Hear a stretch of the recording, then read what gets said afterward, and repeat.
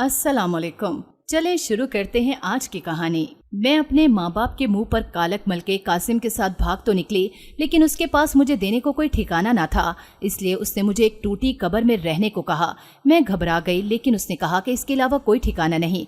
मैं उस टूटी कब्र में रहने लगी। वो आता और मुझे खाना देकर चला जाता। एक दिन रात के अंधेरे में खौफजदा होकर जब भूख ने बहुत ज्यादा सताया तो मैं उस टूटी कब्र से बाहर निकल आई। लेकिन जैसे ही मैं बाहर निकली तो खौफ से मेरी चीख निकल गई और पैरों तले से जमीन, क्योंकि सामने ही सफेद कपड़े में।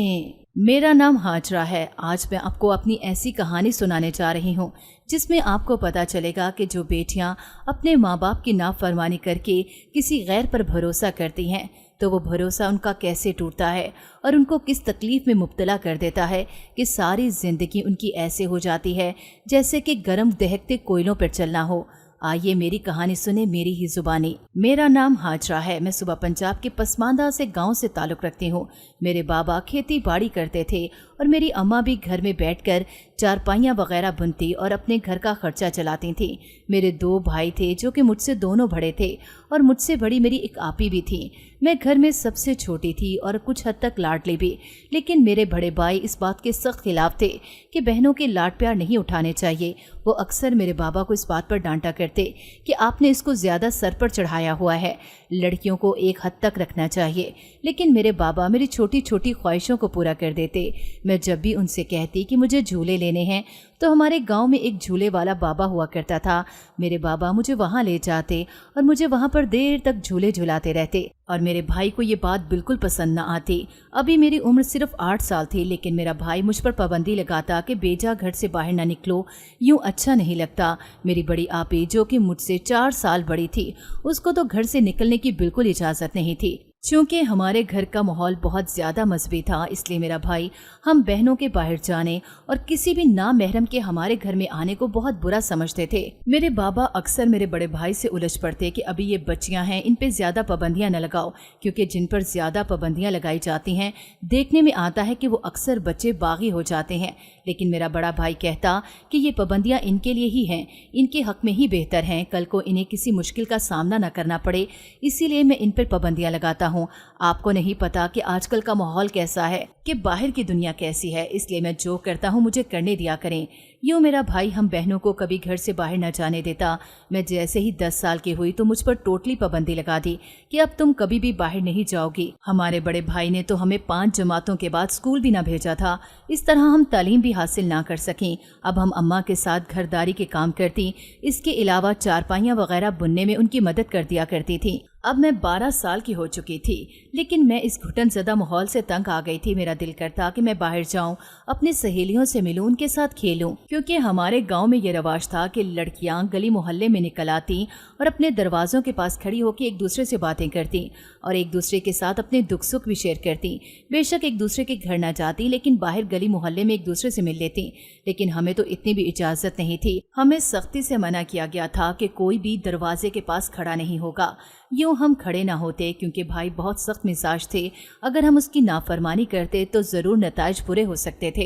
इसलिए हम घर पर ही रहती और कभी कभी उनको मैं छुप के हसरत भरी निगाहों से भी देखती कि मेरी सहेलियां कैसे आपस में अटखेलियां करती, हंसती और मुस्कुराती, जबकि मैं सारा दिन आपी और अम्मा के पास रहती। चूँकि दोनों मुझसे बड़ी थीं, इसलिए मेरा दिल करता कि मेरी कोई हम उम्र हो जिसके साथ मैं खेल सकूं और बातें कर सकूं। अम्मा ने कहा कि अब भाई की शादी कर देनी चाहिए। जब भाई से शादी की बात की तो उन्होंने कहा कि आपकी जो पसंद होगी वही मेरी पसंद होगी। अम्मा ने पूछा कि अगर तुझे कोई लड़की पसंद है तो बता दे। इस बात पर भाई आग बगोला हो गए कि मैंने कभी किसी लड़की को इस नज़र से नहीं देखा। आपको पता है कि मैं कैसी सोच का मालिक हूँ, तो आपने ये कैसे सोच लिया कि मैं किसी को पसंद भी कर सकता हूँ? आप जहाँ चाहेंगे मैं वहीं पर शादी करूँगा। इस तरह मेरी अम्मा ने अपनी बहन की बेटी से मेरे भाई की मंगनी कर दी और कुछ ही अरसे बाद शादी थी। हम शादी की तैयारियां करने लगे और यूं भाई की शादी हंसी खुशी हो गई। भाभी घर में आई तो रौनक सी लग गई। अब वो घर की सारी जिम्मेदारी संभाल लेती और हम बहनों को काम भी न करने देती। मैं तो पहले ही कामचोर थी, इसलिए मैंने शुक्र अदा किया कि भाभी ने काम संभाल लिया।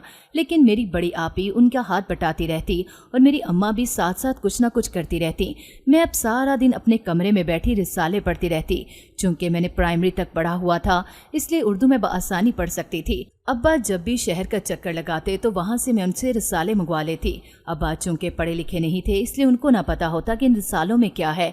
मैं उसमें से कहानियां पढ़ने लगी। उन कहानियों को पढ़ते पढ़ते जाने कब मेरे दिल में भी एक शहजादे का तस्वुर बस गया और मुझे लगता कि एक दिन कोई शहजादा आएगा और मुझे भी ले जाएगा। अब चूंकि मैं भी बड़ी होती जा रही थी इसलिए मेरा भी दिल करता कि कोई साथ हो जिसके साथ मैं बातें कर सकूं, अपने दुख सुख शेयर कर सकूं, क्योंकि कहानियों में ऐसे ही दिखाया गया था कि एक लड़की ऐसे ही घर में कैद होती है तो एक शहजादा आता है और उसको इस कैद से निजात दिलाता है। मेरा भी दिल करता कि कोई शहजादा आए और मुझे इस घुटन ज़दा माहौल से निजात दिलाए, क्योंकि यहाँ पर मेरा दम घुटता था। ना कहीं आना जाना, ना ही कोई रिश्तेदार हमारे घर आ सकता था, क्योंकि मेरा भाई गैर मुहर्रम को हमारे घर आने की इजाज़त न देता। इसलिए उनके माँ बाप भी गुस्सा करते कि जब हमारे बेटे नहीं आ सकते तो हमने क्या आके करना है। यूँ मेरे भाई की सख्त मिजाजी की वजह से हमारे रिश्तेदार भी हमसे दूर हो गए थे, इसलिए अब मैं ज़्यादा मुतनफ़िर होती जा रही थी। मैं सारा दिन कहानियाँ पढ़ती और अपने ख्यालों में खोई रहती। अब तो मुझे कोई काम भी ना करना पड़ता क्योंकि भाभी ने आकर सारी जिम्मेदारी संभाल ली थी। मैं सारा दिन अपनी सोचों में गुम रहती। अब मैं 16 वर्ष की होने वाली थी जब आपी का एक बहुत अच्छी जगह से रिश्ता आया। वो लोग भी गांव के ही थे। मेरे अब्बा ने देखभाल कर मेरी आपी का रिश्ता तय कर दिया और कुछ ही अरसे बाद मेरी आपी भी अपने घर की हो गई। अब मेरी माँ मुझे डांटती रहती कि भाभी के साथ कामों में हाथ बटाया करो, उसका छोटा सा बेटा है, फिर भी वो अकेली सारा दिन काम करती रहती है और तुम्हें तो इन मोई किताबों से फुर्सत नहीं मिलती, भाभी के साथ काम किया करो। भाई को इल्म नहीं था कि मैं रिसाले पढ़ती हूँ, वरना वो मुझे कभी ना पढ़ने देते। ये तो मेरे अब्बा की मेहरबानी थी कि वो मुझे रिसाले ला दिया करते थे, वरना मैं रिसाले कहाँ से लेती। इन रसालों की कहानियों की हिरवनों की तरह मेरा भी दिल करता कि मैं ज़्यादा पढ़ी लिखी होती, मॉडर्न होती, मेरे भी बाल कटे होते और मैं खूब फैशन करती, लेकिन ऐसा कुछ भी नहीं था। हमारे घर में तो हर वक्त सर पे दुपट्टा लेने का रवाज था। मैं सारा टाइम सर पे दुपट्टा लेकर रखती। अगर कभी भूले से भी दुपट्टा उतर जाता तो मेरा भाई हमें खूब डांटता और बात का बतंगड़ बना के अम्मा से भी मेरी शिकायत करता और अम्मा भी मुझे डांटती। ये हल्की सर्दियों के दिन थे। मैं अम्मा के साथ धूप में बैठी हुई थी कि मेरा छोटा भाई घर आया और बताने लगा कि अम्मा, हमारे गांव में नया मास्टर आया है। उसने हमारी ही गली में एक कमरा किराए पर लिया है क्योंकि उसकी फैमिली उसके साथ नहीं है और खाना वगैरह बाहर से खाया करेगा। अम्मा कहने लगी कि खाना हम उसको दे दिया करेंगे। अल्लाह का शुक्र है कि हमारे गांव वालों की भी सुनी गई और कोई मास्टर हमारे गांव में भी आया। हमारे गांव में मास्टर की बहुत ज़्यादा इज्जत की जाती थी और हमारे गांव के लोगों के दिलों में ऐसे तालीम याफ्ता लोगों के लिए बहुत इज्जत और एहतराम होता था। वो इनकी मेहमानदारी को अपने लिए एजाज़ और फ़ख्र की बात समझते थे। इस मास्टर का नाम कासिम था। कासिम की दोस्ती मेरे छोटे भाई से हो गई, इसलिए वो अक्सर हमारी बैठक में आकर बैठ जाता और भाई मुझे कहता कि 2 गिलास शरबत के बना दो या 2 कप चाय के बना दो। वो अक्सर मुझे आकर कहता और मैं खुशी खुशी बना कर दे देती। मेरी अम्मा उसको खाना अक्सर उसके घर भिजवा दिया करती। यूँ उसका हमारे घर वालों के साथ अच्छा ताल्लुक बन गया और मेरे माँ बाप भी उसको बहुत ज़्यादा इज्जत देते। लेकिन ये बात मेरे बड़े भाई वक्कास को बिल्कुल भी पसंद न थी। उसको यूं मास्टर का घर में आना बिल्कुल भी अच्छा न लगता था। हालांकि वो बैठक में बैठता था और कभी अंदर नहीं आया था, लेकिन फिर भी मेरा बड़ा भाई छोटे भाई से उलझता कि उसको घर मत लाया करो, मुझे ये बात बिल्कुल पसंद नहीं। छोटा भाई कहता, भाई वो पढ़ा लिखा है, इज्जतदार है और दूसरों की इज्जत करना भी जानता है। लेकिन मेरे भाई को ये बात बिल्कुल पसंद न आती क्योंकि अब्बा भी उसकी काफ़ी हमायत करते थे कि पुत्र वो पढ़ा लिखा इंसान है, वो जब घर में आता है तो तुम्हारे छोटे भाई को भी काफ़ी अच्छी अच्छी बातें बताता है और तुम्हारा छोटा भाई भी अब काफ़ी समझदार हो गया है। मुझे तो बहुत खुशी होती है कि इसकी इस पढ़े लिखे बंदे से दोस्ती है। पुत्र तू इतनी ज़्यादा टेंशन न लिया कर, हमें सब अच्छे बुरे का पता है। और भाई का वो दोस्त मेरा आइडियल हो गया क्योंकि स्कूल मास्टर को मैं एक बेहद अहम और मुअज़्ज़ज़ हस्ती के तौर पर देखती थी। मेरी सहेली की शादी भी एक स्कूल मास्टर से हुई तो उस शख्स का तबादला बड़े शहर में हो गया और यूँ मेरी सहेली भी बड़े शहर में चली गई। अब तो मैं उसके ठाट बाट देखकर हैरान होती। तभी से सोचती थी कि काश मैं भी किसी स्कूल मास्टर की जीवन साथी बन सकती। गर्ज के सादा लो अनपढ़ देहाती लड़कियों के ऐसे ही ख्वाब होते हैं। मैंने मास्टर कासिम को कई बार छुप के देखा, लेकिन उसने मुझे कभी नहीं देखा था। एक दिन वो बैठक में बैठा हुआ था, मुझे नहीं पता था कि वो बैठक में मौजूद है। मैं एकदम से बैठक में चली गई। वो तो शुक्र खुदा का कि मेरा छोटा भाई उस वक्त वहाँ पर मौजूद नहीं था। वो किसी काम से बाहर गया था। मास्टर कासिम मुझे देखकर हैरान रह गया और फिर उसकी आंखों में पसंदीदगी को मैंने वाज़िह महसूस किया। मैं तो पहले ही उसको दिल दे बैठी थी। जब उसकी तरफ से भी मुझे उसकी आंखों में पसंदीदगी नजर आई तो मैं उससे इजहार मोहब्बत करने से खुद को बाज न रख सकी, क्योंकि मैंने रिसालों में अक्सर पढ़ा था कि बाज़ लड़कियाँ भी खुद इजहार मोहब्बत कर देती हैं।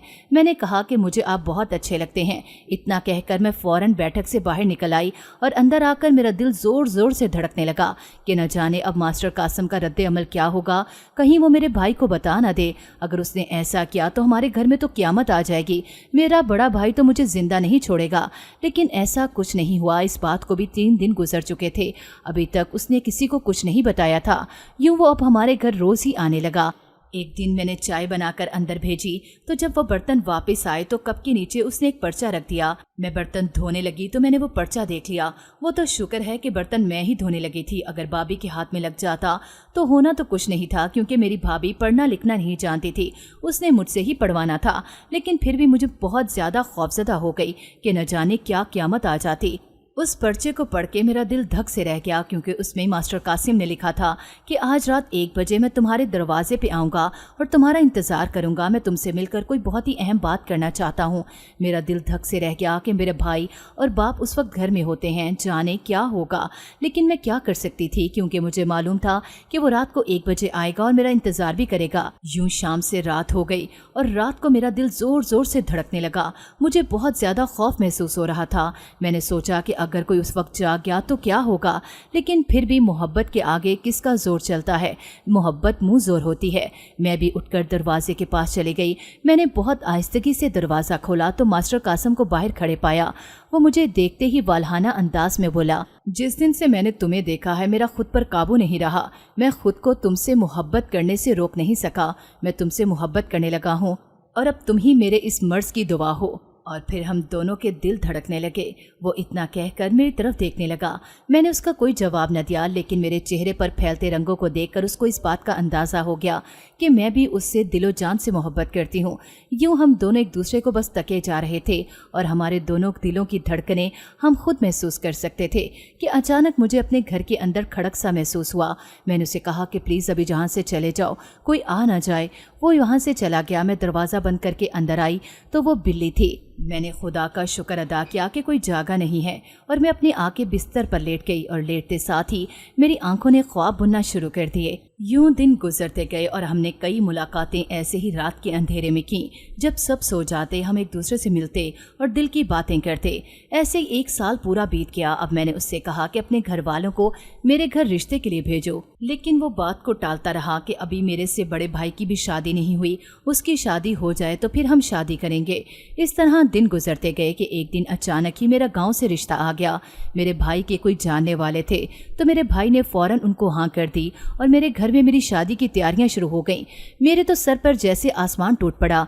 मैंने मास्टर कासिम को पैगाम भिजवाया कि खुदा के लिए कुछ करो, मेरी तो घर में शादी की तैयारियां शुरू हो चुकी हैं।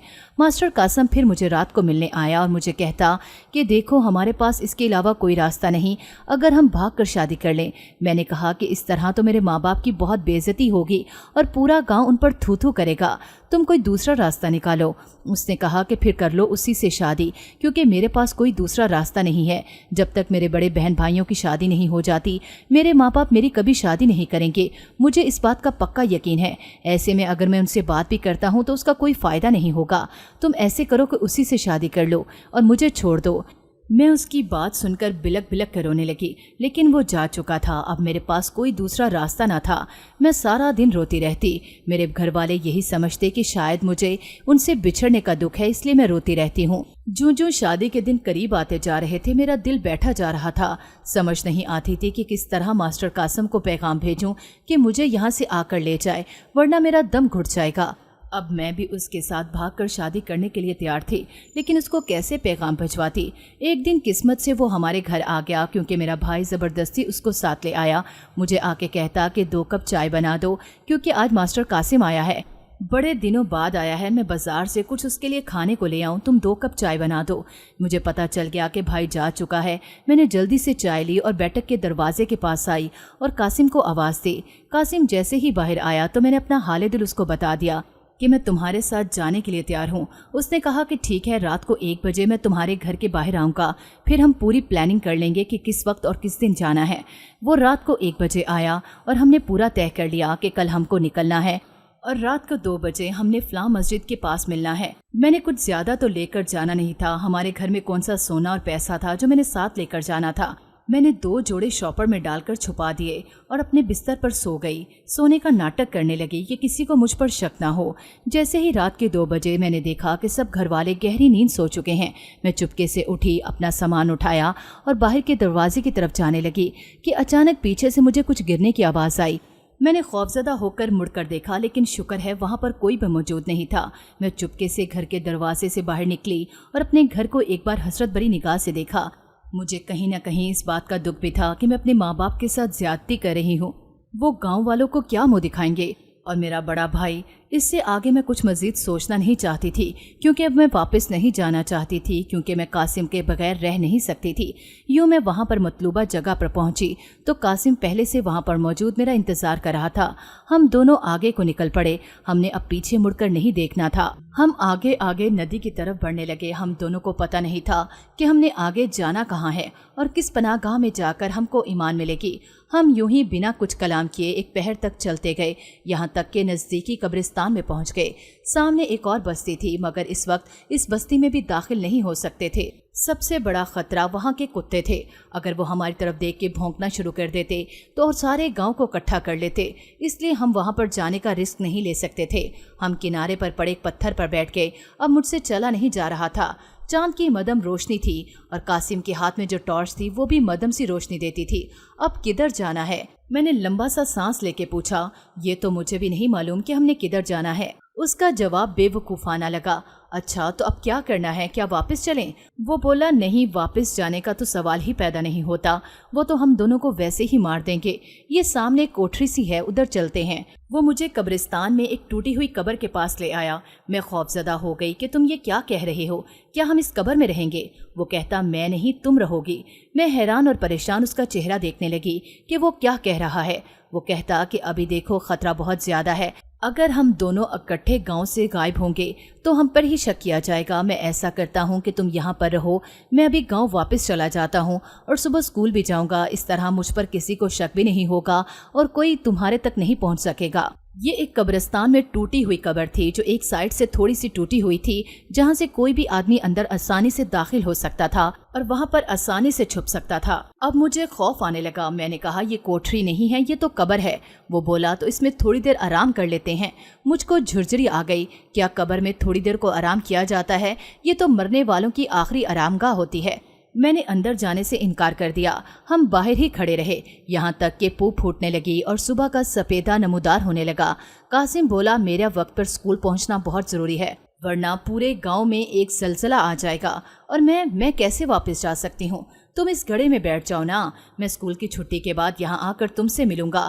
مجھ کو اپنے کانوں پر یقین نہیں آ رہا تھا کہ یہ قاسم کیا کہہ رہا ہے، مگر وہ اصرار کر رہا تھا اور وہ کہہ رہا تھا کہ میں صحیح کہہ رہا ہوں، ہمارے پاس اس کے علاوہ کوئی راستہ نہیں۔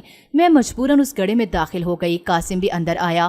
اس نے اس قبر کی صفائی کی جہاں پر کچھ ہڈیاں بھی پڑی ہوئی تھیں، جن کو دیکھ کر میری چیخ نکل گئی۔ قاسم نے کہا، ڈرو نہیں، میں ان کو باہر پھینک دیتا ہوں۔ اس نے وہ ساری ہڈیاں نکال کر باہر پھینک دی اور قبر کی صفائی کر دی۔ کہتا، اب تم بے فکر ہو کر یہاں پر رہو، میں دوپہر تک واپس آ جاؤں گا اور تمہارے لیے کھانا وغیرہ بھی لے کر آؤں گا۔ قاسم مجھے تسلیاں دے رہا تھا، کہنے لگا کہ ذرا سا دلیری کا ثبوت دو، تم شام تک اس میں رہ جاؤ، میں شام سے پہلے آ کر تمہیں نکال لوں گا، تب تک تمہارے کہیں رہنے کا بندوبست بھی کر لوں گا، کوئی نہ کوئی محفوظ راہ نکال لوں گا۔ میں تو خوف سے زرد تھی۔ اس نے سمجھایا کہ میں واپس گاؤں نہ گیا تو تمہارے بھائی کو شک ہو جائے گا، صبح نمودار ہونے میں گھنٹہ 1.5 گھنٹہ باقی ہے، مجھے جلدی وہاں پہنچنا ہوگا، ورنہ اگر میں پکڑا گیا تو موت ہی مقدر بنے گی، تمہاری بھی اور میری بھی۔ میں اس کی بات پر سر ہلا کر چپ کر گئی۔ میں نے کہا کہ تم جاؤ، میں یہاں پر تمہارا انتظار کروں گی۔ وہ مجھے ٹارچ اور ماچس دے کر واپس چلا گیا۔ میں خوفزدہ سی اس کی قبر کے اندر بیٹھی ہوئی تھی۔ صبح کی سفیدی نمودار ہو چکی تھی اور باہر مجھے آوازیں بھی آ رہی تھیں۔ میرے خیال میں کوئی فوت ہوا تھا اور لوگ اس کو دفنانے آئے تھے اور اس کو دفنا کر جا چکے تھے۔ مجھے ڈر تھا کہ اگر ان کی نظر اس ٹوٹی ہوئی قبر پر پڑ گئی تو میں کیسے خود کو بچا سکوں گی؟ وہ تو فوراً مجھے پولیس کے حوالے کر دیں گے۔ یہ بات سوچتے ہی میرے رونگٹے کھڑے ہو گئے کہ جانے اب کیا ہوگا۔ لیکن کچھ ہی دیر بعد وہ سب لوگ واپس جا چکے تھے۔ میں نے خدا کا شکر ادا کیا۔ دوپہر سے رات ہو گئی لیکن قاسم نہ آیا۔ وہ رات مجھ پر ایسے تھی جیسے کہ کاٹو تو خون نہ ہو بدن میں۔ میں خوف سے زر تھی اور مجھے ایسے لگ رہا تھا کہ میری سانسیں بند ہو جائیں گی۔ مجھے کبھی ایسے لگتا کہ ابھی یہاں سے سانپ نکلے گا یا بچھو نکلے گا اور مجھے کاٹ لے گا، لیکن خیر ایسا کچھ نہ ہوا۔ وہ رات میں نے کیسے گزاری یہ میں جانتی ہوں یا میرا خدا۔ صبح کی سفیدی نمودار ہونے لگی لیکن قاسم کا کچھ اتا پتہ نہیں تھا، لیکن میں بھی محبت میں اندھی ہو چکی تھی۔ مجھے یقین تھا کہ وہ ضرور واپس آئے گا، ضرور کوئی مسئلہ ہو گیا ہوگا۔ اس طرح دوپہر کو وقت قاسم آیا، اس کے ہاتھ میں کھانا تھا۔ مجھے شدید بھوک لگی ہوئی تھی۔ اس نے مجھے کھانا دیا، میں فوراً کھانا کھانے لگی۔ اس سے کوئی سوال جواب نہ کیا۔ کھانا کھانے کے بعد میں نے اس سے سوال کیا کہ تم 2 دن کے بعد آئے ہو، تم جانتے ہو کہ میں کس قدر خوفزدہ تھی، پھر بھی تم نہ آئے۔ وہ مجھے تسلیاں دیتا رہا کہ میں رہائش کا بندوبست کر رہا ہوں، اس لیے جلدی آ نہ سکا۔ یوں وہ کچھ وقت میرے پاس بیٹھا اور پھر اٹھ کر چلا گیا۔ میں نے اسے روکنے کی بہت کوشش کی لیکن وہ مجھے کہتا کہ حوصلہ کرو، محبت میں ایسے طوفان تو آتے ہی رہتے ہیں۔ اس کے جانے کے بعد میں دیر تک سوچتی رہی کہ یہ کیسا طوفان ہے جو کہ صرف میرے اوپر آیا ہے۔ وہ تو خود گاؤں میں بھی ہے، اپنے گھر میں بھی رہ رہا ہے، اور میں یہاں پر زندہ ہوتے ہوئے بھی قبر میں پڑی ہوں۔ اس ہولناک سناٹے میں، اتنی وحشت ناک ماحول میں، اتنی بھیانک قبر کے اندھیرے میں، روحوں کے اس شہر خاموشہ میں تنہا اپنے خدا کو یاد کر کے عاجزی سے دعا کرتی رہی کہ یا اللہ مجھے اس بھنور سے نکال لے، میری زندگی میں آسانیاں پیدا کر دے۔ اب تو ڈر کی لہریں سی دل میں اٹھ رہی تھیں اور میں قاسم کے تصور کی روشنی کو اپنے ارد گرد محسوس کر کے خوف کے بھوتوں کو خود سے دور رکھنے کی کوشش کر رہی تھی۔ اب پھر شام ہونے والی تھی اور آنے والی رات کے خوف نے مجھے پھر اپنی آغوش میں لے لیا تھا۔ ایسا تھا کہ جیسے میری سانس بند ہو جائے گی۔ مجھے شدید خوف محسوس ہو رہا تھا، لیکن میں تو قاسم کے وعدے سے مجبور تھی، جس نے کہا تھا کہ میں شام کو ضرور آؤں گا، تم ہمت و حوصلہ نہ ہارنا، ہر حالت میں میرا انتظار کرنا۔ میری حالت اس پرندے کی مانند تھی جس کے قفس کا در کھلا ہو مگر اڑنے سے معذور ہو۔ رات آئی اور گزر گئی لیکن قاسم نہ آیا۔ کیا بیان کروں کہ کیسی یہ بھیانک رات مجھ پر گزری۔ اس رات پھر کسی کی فوتگی ہوئی اور لوگ اس کو دفنانے کے لیے قبرستان آئے۔ ان کے ہاتھ میں ٹارچ تھیں اور میری قبر کے پاس ہی دوسرے بندے کی قبر بنائی گئی۔ میں اس قدر خوفزدہ تھی کہ میں چیخ بھی نہیں سکتی تھی، کیونکہ اگر میں پکڑی جاتی تو آنے والا وقت مجھے اور بھی بھیانک نتائج کا سامنا کرنا پڑتا۔ میں چپ کر کے منہ پر ہاتھ رکھے اپنی قبر میں بیٹھی رہی۔ پھر صبح ہو گئی۔ اب تو بھوک بھی نہ لگتی تھی، خوف سے بھوک بھی مر گئی تھی۔ دوپہر سے سحر ہو گئی لیکن قاسم نہ آیا۔ اب تو میرا دم گھٹنے لگا تھا۔ اس بات کو اب 5 روز گزر چکے تھے اور میں مسلسل 5 روز سے اس قبر میں بند تھی۔ قاسم آتا اور مجھے کھانا دے جاتا، وہ میں 3-4 وقت کا کر کے کھا لیتی، لیکن پھر وہ 1-2 دن نہ آتا۔ آنکھوں سے آنسو بہنے لگے۔ خدایا یا کیا مجھے بیٹھے بٹھائے عشق کا سودا سمایا اور میں نے یہاں مردوں کی بستی میں بسیرا کیا۔ جب دوپہر کو ایک سایہ قبر کے دہانے پر نظر آیا، میں نے جیسے ہی سر اٹھا کر دیکھا تو وہ میرا بڑا بھائی تھا۔ خوف کے مارے میری چیخ نکل گئی۔ اس نے بالوں سے پکڑ کے مجھے باہر نکالا اور گھسیٹتا ہوا بولا، یہ تم نے کیا حرکت کی؟ زندہ ہوتے ہوئے قبر میں بیٹھی ہو۔ یہ ہوتا ہے ماں باپ کے منہ پر کالک ملنے کا نتیجہ۔ تم نے تو ہمیں جیتے جی مار دیا، ہمیں کسی کو منہ دکھانے کے قابل نہ چھوڑا۔ آج میں تمہیں زندہ نہیں چھوڑوں گا اور تمہیں مار کر اسی قبر میں دفناؤں گا۔ میں تو یہاں پر کسی کا جنازہ لے کر آیا تھا، لیکن مجھے نہیں پتا تھا کہ ہماری عزت کا جنازہ نکالنے والی بھی یہیں پر موجود ہوگی۔ اتنا کہہ کر میرے بھائی نے مجھے مارنا شروع کر دیا۔ میں اپنے بھائی کی منتیں کرتی رہی کہ خدا کے لیے مجھے معاف کر دیں، لیکن اس کو مجھ پہ نہ ترس آیا اور نہ ہی اس نے مجھے معاف کیا۔ وہ مجھے مارتا گیا حتیٰ کہ میں بے ہوش ہو گئی۔ جب مجھے ہوش آیا تو میں نے خود کو اسی قبر میں موجود پایا۔ میرا بھائی مجھے مار کر وہاں پھینک گیا تھا۔ شاید وہ میری جان لینے کا اس میں حوصلہ نہیں تھا۔ جو بھی تھا میں اس کی بہن تھی۔ شاید مجھے مارنے کا اس میں حوصلہ نہ تھا اور مجھے اسی قبر میں پھینک کے وہ جا چکا تھا۔ مجھے اب اس بات کا پکا یقین ہو چکا تھا کہ اب میرا کوئی گھر بار نہیں رہا۔ اب میں واپس اپنے گھر میں کبھی زندگی بھر نہیں جا سکتی۔ وہ لوگ مجھے اب کبھی قبول نہیں کریں گے۔ اب مجھے شدت سے قاسم کا انتظار تھا کہ وہ آئے اور میری زندگی کی ڈولتی نیا کو پار کرے، لیکن 2 دن گزر گئے، وہ نہ آیا۔ میں اس کا شدت سے انتظار کر رہی تھی، लेकिन ना उसे आना था और ना ही वो आया। अब मुझे यकीन हो चुका था कि उसने मुझे धोखा दिया है। वो मोतबर नहीं था, वो एतबार के काबिल नहीं था। ये मैं ही गलत थी जो अपने माँ बाप के घर को घुटन ज़दा माहौल समझ के वहाँ से निकलना चाहती थी। जब वहाँ से निकली तो पता चला कि ज़िंदगी की घुटन होती क्या है। अब मुझे एहसास हुआ था कि सर की छत की क्या अहमियत है। अब मुझे एहसास हुआ था कि भाई क्यों अपनी बहनों की हिफाजत करते हैं। वो उनको ऐसे ही भेड़ियों से बचाने के लिए अपने पास महफूज रखते हैं कि कोई भेड़िया आकर उनकी बहन की जिंदगी को दीमक न लगा दे। और ऐसा ही मेरे साथ हो चुका था। जब भूख ने शिद्दत इख्तियार की और रात भी होने वाली थी, मैंने सोचा कि मैं कब्र से बाहर निकलूं और कुछ खाने के लिए ढूंढूं। जैसे ही मैं उस अंधेरी कब्र से बाहर निकली तो एक आदमी वहां से गुजर रहा था। मुझे देखते ही डर गया। कहता कि डाइन हो कि इंसान हो। मैंने कहा कि मैं इंसान हूँ। तो कहता कि यहाँ पे क्या कर रही हो। मैंने उसे कहा कि मैं एक मांगने वाली हूँ, खाने की तलाश में निकली थी, लेकिन मुझे खाना नहीं मिल रहा था कि कब्रिस्तान आ गया और मैं इस टूटी हुई कब्र में गिर गई। उसने कहा कि आओ मैं तुम्हें खाना खिलाता हूँ। वो मुझे बहाने से एक जगह पर ले गया और वहाँ पर मुझे खाना खिलाने लगा। मैं यूँ खाना खा रही थी जैसे मैंने ज़िंदगी में पहली बार खाना खाया हो। वो एक टूटा फूटा सा ढाबा था। मैंने जी भर के जब खाना खा लिया तो उसने मुझे कहा कि अब कहाँ जाना है। मैंने कहा कि मेरे पास कोई ठिकाना नहीं, मैं यूं ही भटकती रहती हूँ। मैंने उससे झूठ बोला था। अगर उसको मैं सच बता देती तो जाने वो मेरे साथ क्या सलूक करता। उसने कहा कि चलो मेरे साथ। वो मुझे अपने साथ शहर ले आया और एक औरत के पास ले गया और उसको कहता कि इसको रहने का ठिकाना चाहिए। वो मुझे यूं देखने लगी कि जैसे कि मैं कोई शिकार हूँ और वो कोई शिकारी हो। उसने एक लड़की को आवाज़ दी। वो लड़की मुझे एक कमरे में ले आई। मैं मजबूर थी क्योंकि मेरे पास कोई दूसरा ठिकाना ना था। लेकिन उस कमरे में आने के बाद मुझे एहसास हुआ कि ये कैसा ठिकाना है। ये तो एक तवाइफ का कोठा था। मैंने वहाँ से भागने की कोशिश की तो मेरे सर पर जोर से एक ज़रब मारी गई और मैं बेहोश होकर गिर पड़ी। जब मुझे होश आई तो उस औरत ने मेरे बाल खींचते हुए कहा कि अब तुम यहाँ से कहीं नहीं जा सकती। वो जो तुम्हें यहाँ पर लाया था वो तुम्हारा सौदा करके जा चुका है। मैंने तुम्हें खरीदा है, अब तुम मेरी मलकियत हो। अब तुम वैसा ही करोगी जैसे कि मैं कहूँगी। इतना कहकर वो ज़ोर ज़ोर से हंसने लगी और मैंने खुद को किस्मत के हवाले कर दिया क्योंकि मैं जानती थी कि इसके अलावा मेरे पास कोई ठिकाना नहीं। आज मुझे इस कोठे पर आए पूरे 15 साल गुजर चुके हैं। अब मैं बुढ़ापे की तरफ जा रही हूँ। अब मेरे ग्राहक भी बहुत थोड़े आते हैं, लेकिन आज भी मैं सोचती हूँ कि जो बेटियाँ माँ बाप के मुंह पर कालक मलती हैं, उनको ज़माने भर में रुसवा करती हैं, वो खुद भी रुसवा होती हैं। वो भी किसी इज्जतदार घर की बहू नहीं बनती, बल्कि वो ऐसे ही मेरी तरह किसी कोठे की जीनत बनती हैं। इसलिए खुदारा मेरी बहनों, जब भी घर से बाहर निकलने का सोचो तो इतना ज़रूर सोच लो कि हर इंसान एतबार के काबिल नहीं होता।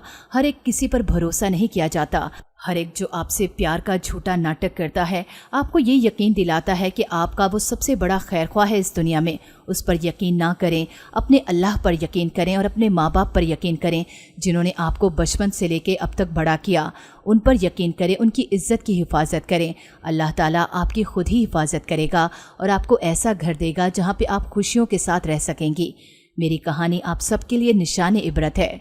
मेरी बहनों को मेरी कहानी कैसी लगी? उम्मीद है कि आपको मेरी ये कहानी भी बहुत अच्छी लगी होगी। मज़ीद अच्छी कहानियाँ सुनने के लिए मेरे चैनल को सब्सक्राइब कर लें और बेल आइकन को प्रेस कर लें। अगली वीडियो तक इजाज़त दें। अल्लाह हाफ़िज़।